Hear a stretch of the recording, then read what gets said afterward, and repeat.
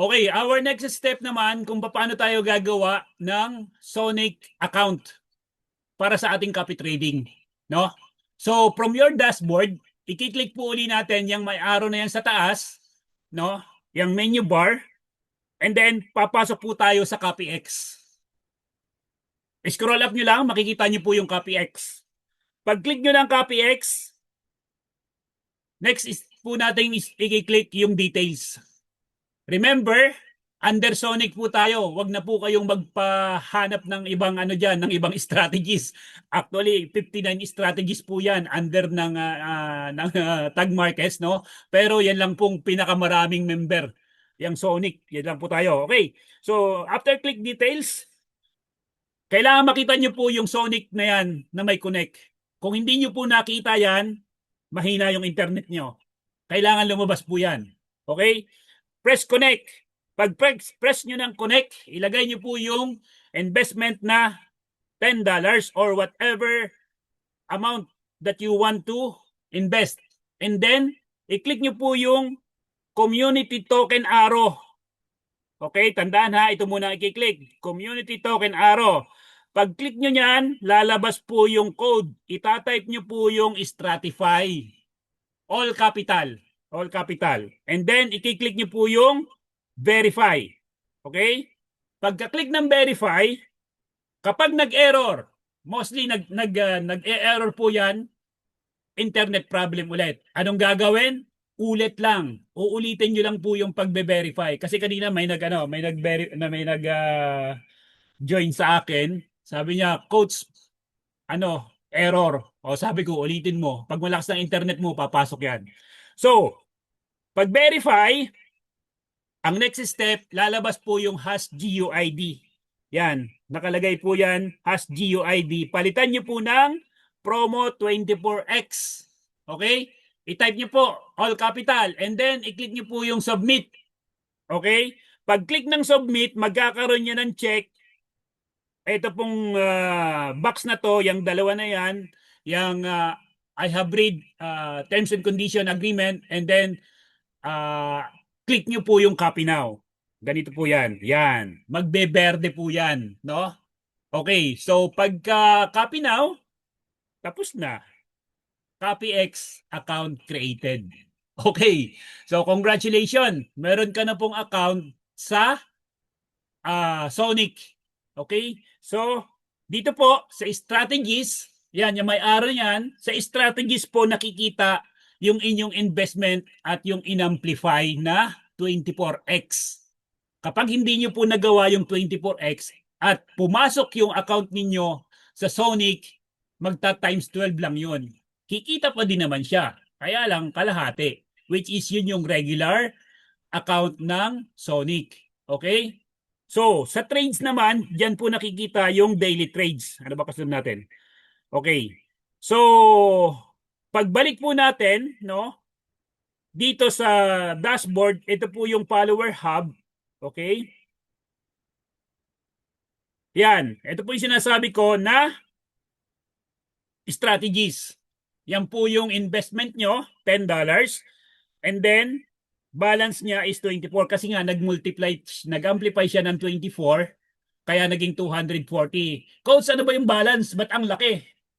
Yan po ay ang tinatawag nating trading balance. Minultiply ng Sonic yung ating investment nang sa gayon malaki yung gagamitin niya pang trade. Okay? Hindi po natin pera yan. Ang pera lang po natin yung ininvest natin. Okay, minsan marami kasi nagtatanong bakit ang laki. Kung pwede daw bang withdrawin, hindi po yan na-withdraw. Ang withdrawin lang po natin yung pera natin, tsaka yung profit natin. And remember guys, bakit po may araw yung kulay pula? Yan po ay huwag niyong pipindutin. Kasi pag pinindot niyo po yung kulay pula na yan, may stop po yung trading ninyo. At mapupunta po dito sa inactive. Yan, nakita niyo po, nasa active po yung account natin, mapupunta po yan sa inactive. Pero huwag kayong mag-alala, accidentally napindot niyo yan, punta lang po kayo sa inactive and nakalagay po dyan ay play sign. Imbis na kulay pula na square, ang makikita niyo po dyan ay kulay puti na triangle. Pipindutin niyo lang po para makabalik sa active. Okay? So, next is, ayan. Okay. So, pag-click naman natin ng withdraw, okay? Halimbawa po, i-click natin yung withdraw, ano? Ito, click withdraw. Okay? This is the part of our tutorial para malaman na ninyo. Okay? Halimbawa po, click natin yung withdraw. Okay? So, kung may profit ka na, makikita mo po yung profit, no? Sa baba, available profit. Okay? Dahil siyempre, kagagawa pa lang ito, wala pang profit. And then, kapag click mo po yung deposit, no? Ayan. Ang nakalagay po dyan, eligible in 30 days. Okay? Ano pong ibig sabihin nun?